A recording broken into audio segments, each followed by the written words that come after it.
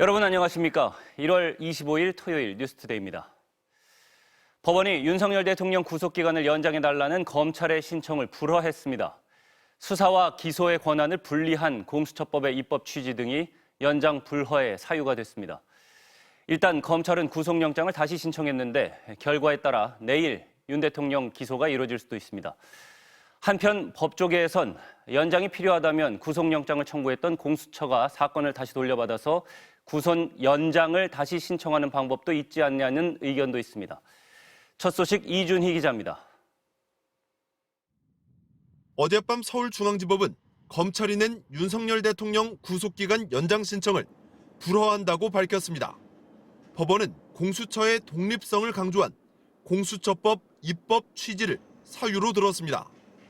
공수처법에는 공수처가 수사를 끝낸 사건을 검찰이 넘겨받아 기소하게 되는 경우 검찰이 신속하게 기소 여부를 결정하라고 나와 있을 뿐 어떤 추가 수사가 가능한지 별도 규정이 없다는 겁니다. 따라서 검찰이 구속기간 연장 같은 적극적 강제 수사를 할 수 있는지에 대해서는 근거나 상당성이 부족하다는 게 법원 설명입니다. 검찰은 당혹해하는 분위기입니다.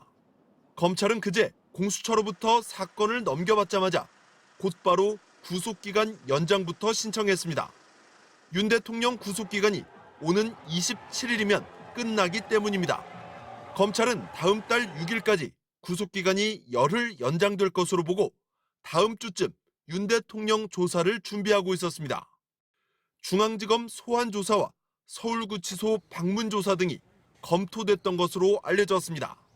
하지만 법원 불허 결정으로 늦어도 내일까지는 윤 대통령 조사를 해야 하는 상황이 됐습니다. 구속 기소를 위해서는 내일까지 기소 준비를 끝내야 하기 때문입니다. 이르면 오늘 윤 대통령 조사를 시도할 가능성도 있습니다. 검찰은 우선 구속기간 연장을 재신청하는 방안에 무게를 두는 것으로 파악됐습니다.